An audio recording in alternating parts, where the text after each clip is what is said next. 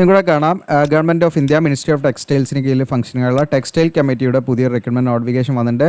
ഇതിലേക്ക് പെർമനൻറ്റ് വേക്കൻസിയാണ് വിളിച്ചിരിക്കുന്നത്. വിവിധ വേക്കൻസികളുണ്ട് കേട്ടോ. അപ്പോൾ അതിൻ്റെയൊക്കെ എല്ലാം ഡീറ്റെയിൽ ആയിട്ട് എങ്ങനെയാണ് നമ്മൾ അപ്ലൈ ചെയ്യേണ്ടത് തുടങ്ങിയുള്ള ഡീറ്റെയിൽ ആയുള്ള കാര്യങ്ങളെല്ലാം വീഡിയോയിൽ പറയുന്നുണ്ട്. അതുകൊണ്ട് നിങ്ങൾ വീഡിയോ സ്കിപ്പ് ചെയ്യേണ്ട. വിവിധ ക്വാളിഫിക്കേഷനുള്ളവർക്ക് ഇതിലേക്ക് അപ്ലൈ ചെയ്യാം. ഇതിലേക്ക് ഓൺലൈനായിട്ടാണ് അപ്ലൈ ചെയ്യേണ്ടത്. ഇതിലേക്ക് എക്സാം കാര്യങ്ങളൊക്കെ ഉണ്ടാവും. അതിൻ്റെ സിലബസ് കാര്യങ്ങളെല്ലാം കവർ ചെയ്യുന്നുണ്ട്. അപ്പോൾ നമ്മുടെ ചാനൽ നിങ്ങൾക്ക് യൂസ്ഫുൾ ആണെങ്കിൽ സബ്സ്ക്രൈബ് ചെയ്യാൻ മറക്കണ്ട. നിങ്ങളുടെ കൂട്ടുകാരിലേക്ക് ഷെയർ ചെയ്ത് കൊടുക്കുക. പിന്നെ നമ്മുടെ വെബ്സൈറ്റ് നിങ്ങൾക്ക് ജസ്റ്റ് പ്ലേ സ്റ്റോറിൽ ജസ്റ്റ് ഗൂഗിളിൽ നിങ്ങൾ സെർച്ച് ചെയ്ത് കഴിഞ്ഞാൽ GOC Eduland ജസ്റ്റ് ടൈപ്പ് ചെയ്ത് കഴിഞ്ഞാൽ ഗൂഗിളിൽ നിങ്ങൾക്ക് എന്ത് ചെയ്യും നമ്മുടെ വെബ്സൈറ്റിൽ കയറാൻ പറ്റും. നമ്മുടെ വെബ്സൈറ്റിൻ്റെ ലിങ്ക് വീഡിയോയുടെ ഡിസ്ക്രിപ്ഷനിൽ ഉണ്ടായിരിക്കും. അപ്ലൈ ചെയ്യുന്നുള്ള അതിൽ ക്ലിക്ക് ചെയ്താൽ നമ്മുടെ വെബ്സൈറ്റിൽ കയറാൻ പറ്റും. വെബ്സൈറ്റിൽ കയറിയിട്ട് നിങ്ങൾക്ക് നമ്മുടെ വാട്സപ്പ് ചാനലുണ്ട്, അതിൽ ജോയിൻ ചെയ്യാം. ടെലഗ്രാം ഉണ്ട്, അതിൽ ജോയിൻ ചെയ്യാം. പിന്നെ നമ്മുടെ ഫേസ്ബുക്ക് പേജ് ഉണ്ട്. അപ്പോൾ ഫേസ്ബുക്ക് പേജിൽ നമുക്ക് ഫോളോവേഴ്സ് ഇപ്പം വളരെ കുറവാണ്. ജസ്റ്റ് നിങ്ങൾക്ക് കാണിക്കാം. അപ്പോൾ നിങ്ങളുടെ ഒരു സപ്പോർട്ട് ഉണ്ടെങ്കിൽ നമുക്ക് ഫേസ്ബുക്ക് പേജിലൂടെയും നമുക്ക് എന്ത് ചെയ്യാം, ഈ പറയുന്ന കുറച്ച് ഡീറ്റെയിൽ ആയിട്ടുള്ള കാര്യങ്ങളൊക്കെ, അതായത് റീൽസൊക്കെ പോലെ ചെയ്ത് കുറച്ചും പാടെ റിലവൻ്റ് ആയിട്ടുള്ള രീതിയിൽ നമുക്ക് ഷോർട്ടൊക്കെ ഇടാം. അപ്പോൾ നിങ്ങൾക്കും കറക്റ്റ് നോട്ടിഫിക്കേഷൻ മിസ്സാവാതെ കറക്റ്റ് കാണാനും പറ്റും. അപ്പോൾ ജസ്റ്റ് ചില ദിവസങ്ങൾ നമ്മൾ ഫേസ്ബുക്ക് മാത്രമായിരിക്കും നോക്കുന്നത്, ചില ദിവസം നമ്മൾ യൂട്യൂബ് മാത്രമായിരിക്കും. അപ്പോൾ നമ്മൾ എന്തെങ്കിലും കണ്ടിട്ടൊക്കെ മിസ്സായി പോകാൻ സാധ്യതയുണ്ട്.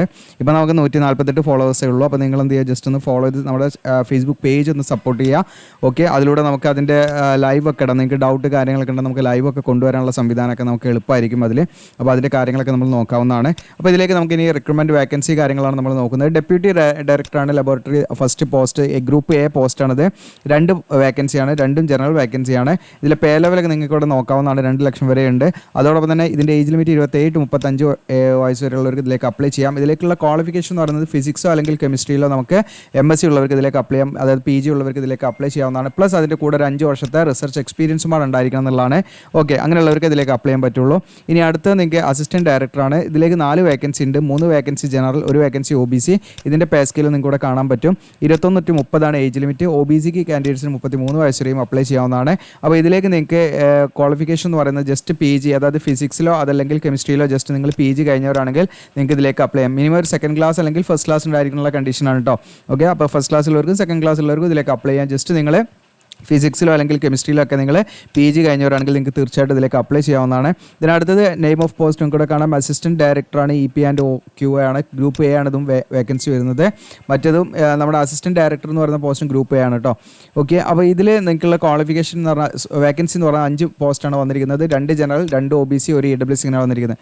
പേ ലെവൽ ഇവിടെ കാണാം. 28 ഏജ് ലിമിറ്റ് കൂടാൻ പാടില്ല എന്നുള്ളതാണ്. ഇപ്പോൾ OBC ആണെങ്കിൽ നിങ്ങൾക്ക് 31 വയസ്സ് വരെ അപ്ലൈ ചെയ്യാവുന്നതാണ്. ഇനി ഇതിലേക്ക് നിങ്ങൾക്കുള്ള ക്വാളിഫിക്കേഷൻ എന്ന് പറയുന്നത് ടെക്സ്റ്റൈൽ മാനുഫാക്ചറിങ്ങിലോ അല്ലെങ്കിൽ ടെക്നോളജിയിലോ ഉള്ള ആ ഒരു ഡിഗ്രി ഗ്രാജുവേഷൻ ഉണ്ടായിരിക്കുക എന്നുള്ള അതിൻ്റെ ക്വാളിഫിക്കേഷൻ വരുന്നത്. പ്ലസ് നിങ്ങൾക്ക് ഒരു 5 വർഷത്തെ എക്സ്പീരിയൻസ് വേണം ഇതിലേക്ക് അപ്ലൈ ചെയ്യാൻ. ഇതിനടുത്തത് സ്റ്റാറ്റിസ്റ്റിക്കൽ ഓഫീസർ ഗ്രൂപ്പ് A പോസ്റ്റാണ്.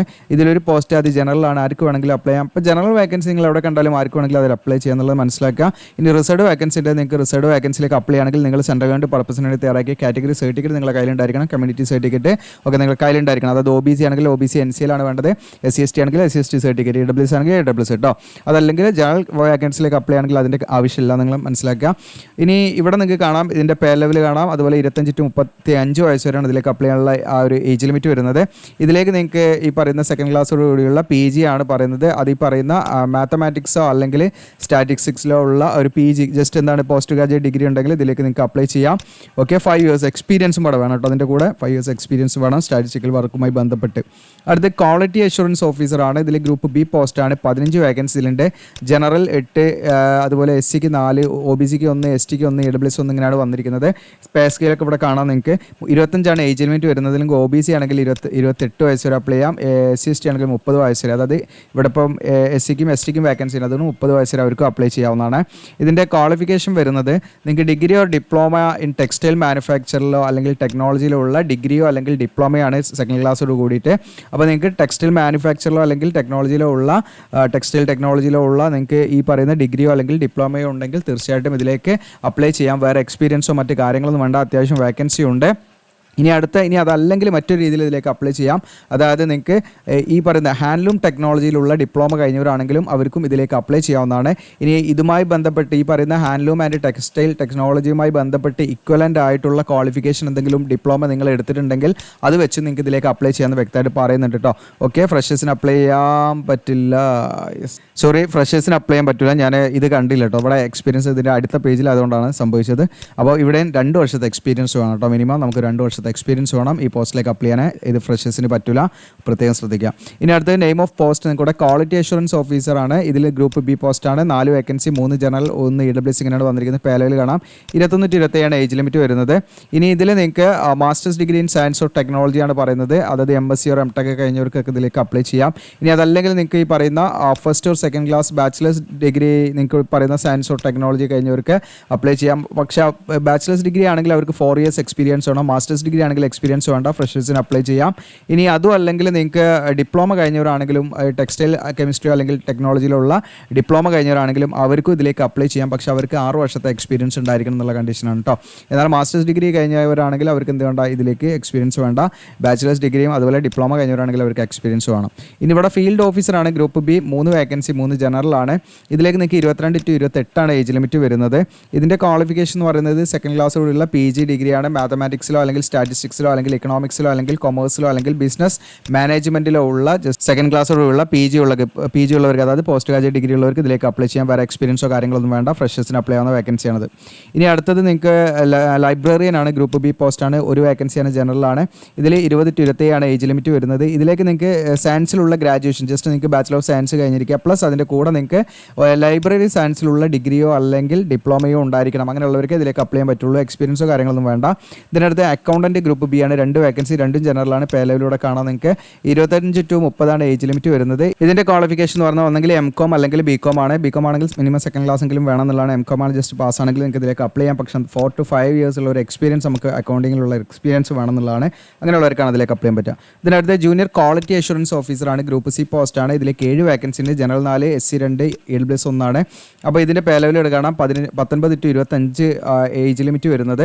അപ്പോൾ ഇതിലേക്ക് SC ആണെങ്കിൽ നിങ്ങൾക്ക് 30 വയസ്സ് വരെ അപ്ലൈ ചെയ്യാൻ, അതായത് SC പോസ്റ്റിലേക്ക് റിസർവ് വേക്കൻസിലേക്ക് അപ്ലൈ ആണെങ്കിൽ കേട്ടോ. ഇതിലേക്കുള്ള ക്വാളിഫിക്കേഷൻ നിങ്ങൾക്ക് bachelor's degree in science of technology കഴിഞ്ഞവർക്ക് എന്താണ് ജസ്റ്റ് BSc or BTech കഴിഞ്ഞവർക്കൊക്കെ അപ്ലൈ ചെയ്യാം. ഇനി അതല്ലെങ്കിൽ നിങ്ങൾക്ക് ഫസ്റ്റ് ഓർ സെക്കൻഡ് ക്ലാസ് വഴി ഡിപ്ലോമ ഇൻ ടെക്സ്റ്റൈൽ കെമിസ്ട്രിയിലോ അല്ലെങ്കിൽ നിങ്ങൾക്ക് ഈ പറയുന്ന ടെക്നോളജിയുമായി ബന്ധപ്പെട്ടുള്ള എന്താണ് ഫസ്റ്റ് അല്ലെങ്കിൽ സെക്കൻഡ് ക്ലാസ് വഴി ഡിപ്ലോമ കഴിഞ്ഞവരാണെങ്കിൽ ഇതിലേക്ക് അപ്ലൈ ചെയ്യാം. പക്ഷേ ഡിപ്ലോമ കഴിഞ്ഞവരാണെങ്കിൽ 2 വർഷത്തെ എക്സ്പീരിയൻസ് ഉണ്ടായിരിക്കാനുള്ള കണ്ടീഷനാണ്. ഇനി അടുത്ത ജൂനിയർ ഇൻവെസ്റ്റിഗേറ്റർ ആണ്. ഇതിലേക്ക് ഗ്രൂപ്പ് സി പോസ്റ്റാണ്. 2 വേക്കൻസിയാണ്. 1 ജനറൽ, 1 EWS ആണ് വന്നിരിക്കുന്നത്. പേ ലെവലിൽ കാണാം 22-28 വയസ്സ് വരെ ഇതിലേക്ക് അപ്ലൈ ചെയ്യാം. ഇതിൻ്റെ ക്വാളിഫിക്കേഷൻ എന്ന് പറയുന്നത് നിങ്ങൾക്ക് മാത്തമാറ്റിക്സിലോ അല്ലെങ്കിൽ സ്റ്റാറ്റിസ്റ്റിക്സിലോ അല്ലെങ്കിൽ എക്കണോമിക്സിലോ അല്ലെങ്കിൽ കൊമേഴ്സിലോ ഉള്ള ഗ്രാജുവേഷനാണ്. ജസ്റ്റ് ഗ്രാജുവേഷൻ ഉണ്ടായിരിക്കുക എന്നുള്ളതാണ്. അപ്പോൾ ജസ്റ്റ് ഈ പറയുന്ന മാത്തമാറ്റിക്സിലോ അല്ലെങ്കിൽ സ്റ്റാറ്റിസ്റ്റിക്സിലോ അല്ലെങ്കിൽ ഇക്കണോമിക്സിലോ അല്ലെങ്കിൽ കൊമേഴ്സിലോ ഉള്ള ഡിഗ്രി ഉള്ളവർക്ക് ഇതിലേക്ക് അപ്ലൈ ചെയ്യാം. വേറെ യാതൊരുവിധ എക്സ്പീരിയൻസോ മറ്റു കാര്യങ്ങളൊന്നും വേണ്ട. അപ്പം BCOM അല്ലെങ്കിൽ നിങ്ങൾക്ക് BA എക്കണോമിക്സോ അല്ലെങ്കിൽ BSc മാത്തമാറ്റിക്സോ അല്ലെങ്കിൽ നിങ്ങൾക്ക് അങ്ങനെ തുടങ്ങിയിട്ടുള്ള ഏതെങ്കിലുമൊക്കെ ക്വാളിഫിക്കേഷൻ്റെ തീർച്ചയായിട്ടും ഇതിലേക്ക് അപ്ലൈ ചെയ്യാം കേട്ടോ. ഓക്കെ, എക്സ്പീരിയൻസോ മറ്റു കാര്യങ്ങളൊന്നും വേണ്ട.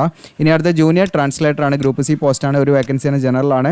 20-30 ഏജ് ലിമിറ്റ് വരുന്നത്. ഇതിലേക്ക് അപ്ലൈ ചെയ്യാനുള്ള ഇതിലേക്ക് അപേക്ഷയുള്ള ക്വാളിഫിക്കേഷൻ എന്ന് പറയുന്നത് ഡിഗ്രിയാണ്. ആ ഡിഗ്രിയിൽ നമ്മൾ ഹിന്ദി മീഡിയം ആയിരിക്കണം എന്നുള്ളതാണ്. അതോടൊപ്പം തന്നെ നമുക്കൊരു സബ്ജക്റ്റായിട്ട് ഇംഗ്ലീഷ് നമ്മൾ ഡിഗ്രി ലെവലിൽ പഠിച്ചിരിക്കുകയും വേണം. അങ്ങനെയുള്ളവർക്ക് ഇതിലേക്ക് അപ്ലൈ ചെയ്യാം.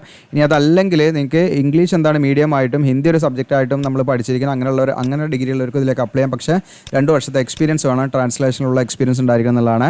അടുത്ത പോസ്റ്റ് വരുന്നത് സീനിയർ സ്റ്റാറ്റിസ്റ്റിക്കൽ അസിസ്റ്റൻ്റ് ആണ്. ഗ്രൂപ്പ് സി പോസ്റ്റാണ്. 1 വേക്കൻസി, ജനറലാണ്. പേ ലെവലിലൂടെ കാണാം 22-28 ഏജ് ലിമിറ്റ് വരുന്നത്.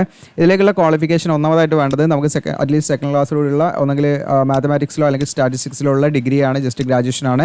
പ്ലസ് അതിൻ്റെ കൂടെ നമുക്ക് PGയും വേണം, പോസ്റ്റ് ഗ്രാജുവേഷനും വേണം. ഈ പറയുന്ന മാത്തമാറ്റിക്സിലോ അല്ലെങ്കിൽ സ്റ്റാറ്റിസ്റ്റിക്സിലോ ഉള്ള പോസ്റ്റ് ഗ്രാജുവേഷൻ വേണം. അപ്പോൾ ഈ രീതിയിൽ പഠിച്ചവർക്ക് എന്ത് ചെയ്യാം, അതിലേക്ക് അപ്ലൈ ചെയ്യാം. 2 വർഷത്തെ എക്സ്പീരിയൻസ് ഉണ്ടെങ്കിൽ ഇതിലേക്ക് അപ്ലൈ ചെയ്യാൻ പറ്റുള്ളൂ. ഫ്രഷേഴ്സിനുള്ള വേക്കൻസി അല്ല. ഇതിനടുത്ത് നെയിം ഓഫ് പോസ്റ്റ് കൂടെ കാണാം. Junior statistical assistant. Group C തന്നെയാണ്. 1 പോസ്റ്റ് ജനറലാണ്. 20-25 ഏജ് ലിമിറ്റ് വരുന്നത്. ഇതിലേക്ക് ക്വാളിഫിക്കേഷൻ എന്ന് പറയുന്നത് ജസ്റ്റ് നിങ്ങൾക്ക് സെക്കൻഡ് ക്ലാസ്സോടുള്ള അറ്റ്ലീസ്റ്റ് സെക്കൻഡ് ക്ലാസ്സോടുള്ള മാത്തമാറ്റിക്സിലോ അല്ലെങ്കിൽ സ്റ്റാറ്റിസ്റ്റിക്സിലോ അല്ലെങ്കിൽ ഇക്കണോമിക്സിലോ അല്ലെങ്കിൽ കൊമേഴ്സിലോ ഉള്ള ജസ്റ്റ് ഗ്രാജുവേഷൻ കഴിഞ്ഞവർക്ക് ഈ ഒരു പോസ്റ്റിലേക്ക് അപ്ലൈ ചെയ്യാം. ഓക്കെ, വേറെ എക്സ്പീരിയൻസോ മറ്റു കാര്യങ്ങളൊന്നും വേണ്ട. അപ്പോൾ ഇത്രയാണ് ഇതിൻ്റെ എഡ്യൂക്കേഷൻ ക്വാളിഫിക്കേഷനും പോസ്റ്റൊക്കെ വന്നിരിക്കുന്നത്. ഇപ്പോൾ നിങ്ങൾക്ക് ഒന്നിലധികം പോസ്റ്റിലേക്ക് വേണമെങ്കിൽ അപ്ലൈ ചെയ്യാം, അതിൽ കുഴപ്പമൊന്നുമില്ല. അങ്ങനെ അപ്ലൈ ചെയ്യുകയാണെങ്കിൽ നിങ്ങൾ സെപ്പറേറ്റ് ആയിട്ട് തന്നെ അപ്ലൈ ചെയ്യണം. അപ്ലൈ ചെയ്യേണ്ട കാര്യങ്ങൾ ഞാൻ കാണിക്കാം. ഇനിയിപ്പോൾ ഒന്നിലധികം പോസ്റ്റിലേക്ക് അപ്ലൈ ചെയ്ത ഉദ്യോഗാർത്ഥികളാണെങ്കിൽ മേ ബി ചിലപ്പം കമ്പ്യൂട്ടർ ബേസ്ഡ് എക്സാം ഒരേ ദിവസം തന്നെ നടക്കാം. അങ്ങനെ നടക്കുകയാണെങ്കിൽ നിങ്ങളുടെ ആ ഒരു ലോജിക്ക് യൂസ് ചെയ്ത് നിങ്ങൾക്ക് എന്ത് ചെയ്യണം, നിങ്ങൾക്ക് ഏതെങ്കിലും ഒന്നിനെ അറ്റൻഡ് ചെയ്യാൻ പറ്റുള്ളൂ. അത് നിങ്ങൾ തീരുമാനിച്ച് നിങ്ങൾ അറ്റൻഡ് ചെയ്യണം എന്നുള്ളതാണ്. 2 എക്സാമിനും പാടെ അറ്റൻഡ് ചെയ്യാൻ പറ്റില്ല ഒരേ ദിവസം നടക്കുകയാണെങ്കിൽ കേട്ടോ. അപ്പോൾ അങ്ങനെയുള്ള കണ്ടീഷൻസ് ഒക്കെ ഉണ്ട്. അപ്പോൾ അതൊക്കെ നോക്കിയിട്ട് നിങ്ങൾ അപ്ലൈ ചെയ്തോളൂ. പിന്നെ ഇതിലേക്കുള്ള സെലക്ഷൻ എന്ന് പറഞ്ഞാൽ ഗ്രൂപ്പ് എ പോസ്റ്റിലേക്ക് നിങ്ങൾക്ക് എക്സാമും അതുപോലെ ഇൻ്റർവ്യൂ ഉണ്ടായിരിക്കും. ഓക്കെ, എന്നാൽ ഗ്രൂപ്പ് ബി പോസ്റ്റിലേക്ക് നിങ്ങൾക്ക് ഗ്രൂപ്പ് ബിയും ഗ്രൂപ്പ് സി പോസ്റ്റിലേക്ക് നിങ്ങൾക്ക് കമ്പ്യൂട്ടർ ബേസ്ഡ് ടെസ്റ്റ് മാത്രമേ ഉണ്ടാവുള്ളൂ. പിന്നെ ഇതിൻ്റെ ലാസ്റ്റ് ഡേറ്റ്, ഓൺലൈനായിട്ട് അപേക്ഷ നൽകേണ്ട ലാസ്റ്റ് ഡേറ്റ് 2025 ജനുവരി 31 വരെ നിങ്ങൾക്ക് അപ്ലൈ ചെയ്യാം. ഓൺലൈനായിട്ടാണ് അപ്ലൈ ചെയ്യേണ്ടത്. IBPSൻ്റെ സൈറ്റ് വഴിയാണ് നമ്മൾ അപ്ലൈ ചെയ്യുന്നത്, എങ്ങനെ ഞാൻ പറയാം. പിന്നെ എക്സാം സെൻറ്റർ നമുക്ക് എവിടെയൊക്കെ ഉണ്ടെന്ന് വെച്ചാൽ കേരളത്തിൽ ഇപ്പോൾ നമുക്ക് ഇവിടെ കാണാം. നിങ്ങൾക്ക് കേരളത്തിൽ കണ്ണൂർ മാത്രമേ ഉള്ളൂ. പിന്നെ കർണാടകയിൽ നമുക്ക് ബാംഗ്ലൂർ ഉണ്ട്. പിന്നെ നമുക്ക് തമിഴ്നാട് ചെന്നൈ, കോയമ്പത്തൂർ, കരൂർ, തിരുപ്പൂർ ഇങ്ങനെയുള്ള സ്ഥലങ്ങളിലാണ് എക്സാം സെൻറ്റർ ഉള്ളത് എന്നുള്ള പ്രത്യേകം ശ്രദ്ധിക്കുക. കേരളത്തിൽ കണ്ണൂർ മാത്രമാണ് ഉള്ളത്. ഇനി ഇതിലേക്ക് അപ്ലിക്കേഷൻ ഫീ നല്ലൊരു എമൗണ്ട് ഉണ്ട്. അപ്പോൾ ഇത് നിങ്ങൾക്കൊരു അഡ്വാൻറ്റേജ് ആയിട്ട് വേണമെങ്കിലും നോക്കാം. കാരണം ഇത്രയും ഹ്യൂജ് എമൗണ്ട് ഉണ്ട്, അതുകൊണ്ട് കൂടുതൽ അപേക്ഷകളൊന്നും വരില്ല. അപ്പോൾ നല്ല രീതിയിൽ പ്രിപ്പയർ ചെയ്യുന്നവരൊക്കെ ആണെങ്കിൽ, നിങ്ങൾ ഇത്തരം കോമ്പറ്റേറ്റീവ് എക്സാമിനേഷനൊക്കെ പ്രിപ്പയർ ചെയ്യുന്നവരാണെങ്കിൽ ഇതിൻ്റെ സിലബസ് ഇതിലുണ്ട്. സിലബസ് ഒക്കെ നോക്കാൻ നിങ്ങൾക്ക് പറ്റുന്നുണ്ടെങ്കിൽ നിങ്ങൾ നോക്കിയിട്ട് ചെയ്യട്ടെ. കാരണം നിങ്ങൾക്ക് ഗ്രൂപ്പ് എ പോസ്റ്റിലേക്കാണെങ്കിൽ 1500, ഗ്രൂപ്പ് ബിയും സിയിലേക്കാണെങ്കിൽ 1000 രൂപ അപ്ലിക്കേഷൻ ഫീ ആയിട്ട് തന്നെ ഉണ്ട്. SC/ST കാൻഡിഡേറ്റ്സിനും PWD കാൻഡിഡേറ്റ്സിനും യാതൊരു ഫീസും വേണ്ട. അവർക്ക് ഫ്രീ ആയിട്ട് ഇതിലേക്ക് അപ്ലൈ ചെയ്യട്ടോ. ബാക്കിയുള്ള എല്ലാവർക്കും ഫീ വേണം. ഇനി ഇതിലേക്ക് ഓൺലൈനായിട്ട് അപ്ലൈ ചെയ്യുമ്പോൾ നമ്മൾ ശ്രദ്ധിക്കേണ്ട കുറച്ച് കാര്യങ്ങളുണ്ട്. ഫോട്ടോഗ്രാഫ് വേണം, പാസ്പോർട്ട് സൈസ് ഫോട്ടോഗ്രാഫ് വേണം, പിന്നെ സിഗ്നേച്ചർ വേണം, ലെഫ്റ്റ് തമ്പ് ഇംപ്രഷൻ വേണം, ഒരു ഹാൻഡ് റിട്ടൺ ഡിക്ലറേഷൻ വേണം. അപ്പോൾ ഫോട്ടോഗ്രാഫൊക്കെ റീസൈസ് ചെയ്യാൻ നമ്മുടെ വെബ്സൈറ്റിൽ ടൂൾ ഉണ്ടെങ്കിൽ കാണിക്കാം. പിന്നെ ഇതാണ് ഹാൻഡ് റിട്ടൺ ഡിക്ലറേഷൻ. ഇത് നിങ്ങളൊരു വൈറ്റ് പേപ്പറിൽ ഇതേപോലെ നിങ്ങൾ എഴുതണം. എന്നിട്ട് ഇത് നിങ്ങൾ എഴുതിയിട്ട് ഇത് നിങ്ങൾ സ്കാൻ ചെയ്തിട്ട് എന്ത് ചെയ്യണം, അതിലേക്ക് ഇവിടെ നിങ്ങളുടെ പേര് എഴുതണം കേട്ടോ. സ്കാൻ ചെയ്ത് നമ്മൾ എന്ത് ചെയ്യണം, അതിലേക്ക് അപ്ലോഡ് ചെയ്യണം. അതിൻ്റെ കാര്യങ്ങളൊക്കെ ഉണ്ട്. പിന്നെ എന്തെങ്കിലും ഡൗട്ടൊക്കെ ഉണ്ടെങ്കിൽ തീർച്ചയായിട്ടും നിങ്ങൾ ചോദിക്കാം. പിന്നെ ഫോട്ടോഗ്രാഫിൻ്റെ ഡയമെൻഷൻസ് ഒക്കെ അതിൽ കൊടുത്തിട്ടുണ്ട് കേട്ടോ. പാസ്പോർട്ട് സൈസ് ഫോട്ടോഗ്രാഫാണ്. അതിൻ്റെ ഫയൽ സൈസ് 20 KB 50 KB ഇടയിലായിരിക്കണം എന്നുള്ളതാണ്. പിന്നെ സിഗ്നേച്ചർ ആണെങ്കിൽ 140x60 ആയിരിക്കണം അതിൻ്റെ ഡയമെൻഷൻ വരേണ്ടത്. വൈറ്റ് പേപ്പറിൽ ബ്ലാക്ക് ഇങ്ക് പേന കൊണ്ടാണ് സൈൻ ചെയ്യേണ്ടത്. പിന്നെ അതിൻ്റെ ഫയൽ സൈസ് ഇവിടെ പറയുന്നുണ്ട് 10 KB 20 KB ഇടയിലായിരിക്കണം. അപ്പോൾ ഫയൽ സൈസ് ഒക്കെ നിങ്ങൾക്ക് സെറ്റ് ചെയ്യാനുള്ള ടൂൾ നമ്മുടെ വെബ്സൈറ്റിൽ ഞാൻ കാണിക്കാം. Left thumb impression 240x250 pixel ആയിരിക്കണം ഡയമെൻഷൻ. ഇതൊക്കെ നമുക്ക് ക്രോപ്പ് ചെയ്യാനുള്ള ഓപ്ഷൻസ് ഉണ്ട്. 20 ഇൻറ്റു നിങ്ങൾക്ക് 50 KB ആയിരിക്കണം കേട്ടോ. അതിൻ്റെ ഇടയിലായിരിക്കണം, ഇൻ ബിറ്റ്വീൻ ആയിരിക്കണം അതിൻ്റെ ഫയൽ സൈസ് വരേണ്ടത്. പിന്നെ നിങ്ങൾക്ക് ഹാൻഡ് റിട്ടൺ ഡിക്ലറേഷൻ നിങ്ങൾക്ക് 800x400 പിക്സലാണ്. 50 KB 100 KB ഇടയിലായിരിക്കണം ഫയൽ സൈസ്. അപ്പോൾ ഇത്രയൊക്കെയാണ് ഇതിൻ്റെ പ്രധാനമായിട്ടും ഉള്ളത്. ഇനി ഇതിൻ്റെ സിലബസ് നോക്കി നിങ്ങൾ വേറെ എവിടെയും പോകണ്ട. നിങ്ങളുടെ പേജ് നമ്പർ 19 മുതൽ ഇങ്ങോട്ട് ഇതിൻ്റെ സിലബസാണ്. ഡീറ്റെയിൽഡ് സിലബസും അതിൻ്റെ മാർക്ക് വെയിറ്റേജും ക്വസ്റ്റ്യൻ നമ്പറും ഒക്കെ ഇതിലുണ്ട്. എത്ര ക്വസ്റ്റ്യൻസ് ഉണ്ടാവും എന്നുള്ള കാര്യങ്ങളൊക്കെ നിങ്ങൾക്ക് ഇതിന്ന് മനസ്സിലാക്കാം. എല്ലാ പോസ്റ്റിൻ്റെയും സിലബസിൽ സെപ്പറേറ്റ് ആയിട്ട് കൊടുത്തിട്ടുണ്ട്. അപ്പോൾ ഡീറ്റെയിൽ ആയിട്ട് നോക്കാൻ നിങ്ങൾക്ക് പറ്റുന്നുണ്ടെങ്കിൽ വലിയൊരു ഫീ ആണ്. അപ്പോൾ അത് വെച്ച് നിങ്ങൾക്ക് അപ്ലൈ ചെയ്യാൻ പറ്റുമെങ്കിൽ അപ്ലൈ ചെയ്യാം. ഓക്കെ, ഇനി എങ്ങനെയാണ് നമ്മളിതിലേക്ക് അപ്ലൈ ചെയ്യേണ്ടതെന്ന് വെച്ചാൽ നമ്മുടെ വീഡിയോയുടെ ഡിസ്ക്രിപ്ഷനിൽ ഞാൻ അപ്ലൈ എന്ന് പറഞ്ഞ ലിങ്ക് കൊടുക്കാറുണ്ട് എപ്പോഴും. അപ്പോൾ അതിൽ നമ്മുടെ GeoCL എജുലാൻഡിൻ്റെ ഹോം പേജിൻ്റെ ലിങ്കാണ് കൊടുത്തിരിക്കുക. അപ്പോൾ അതിൽ ക്ലിക്ക് ചെയ്താൽ നിങ്ങൾ ഈ പേജിലേക്കാണ് വരിക. നമ്മുടെ വെബ്സൈറ്റിൻ്റെ ഹോം പേജാണ്. ഇനി അതല്ല, നിങ്ങൾക്ക് ജസ്റ്റ് ഗൂഗിളിൽ GeoCL എജുലാൻഡ് എന്ന് സെർച്ച് ചെയ്താൽ നമ്മുടെ വെബ്സൈറ്റ് കിട്ടും. അപ്പോൾ അതിൽ ക്ലിക്ക് ചെയ്താൽ നിങ്ങൾക്ക് ഈ പറയുന്ന നമ്മുടെ ഹോം പേജിലേക്ക് വരാം. നിങ്ങൾക്ക് ലേറ്റസ്റ്റ് ജോബ്സ് അങ്ങനെ പല ഓപ്ഷൻസ് അവിടെ ഉണ്ടാവും. നിങ്ങൾക്ക് ഹോം എന്നുള്ള ക്ലിക്ക് ചെയ്താൽ ഹോം പേജിലേക്ക് വരാം. ഇനി അതിൽ വന്നാൽ നിങ്ങൾക്ക് അവിടെ ഹോം ബട്ടൺ ഉണ്ട്. ക്ലിക്ക് ചെയ്താൽ നമ്മുടെ ഹോം പേജിൽ തന്നെയാണെന്ന് നിൽക്കുക.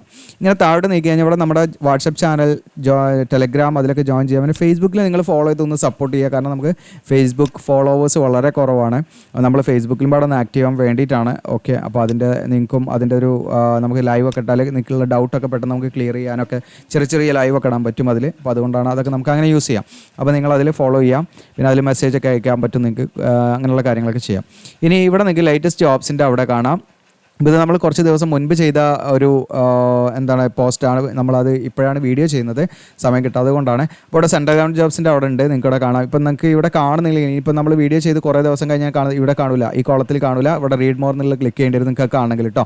അപ്പോൾ ഇവിടെ നിങ്ങൾക്ക് കാണാൻ പറ്റും ടെക്സ്റ്റൈൽ കമ്മിറ്റി റിക്രൂട്ട്മെൻറ്റ്. ഇനി അതെല്ലാം നിങ്ങൾക്ക് ഇവിടെ സെർച്ച് ചെയ്യാനുള്ള ഓപ്ഷൻ ഉണ്ട്.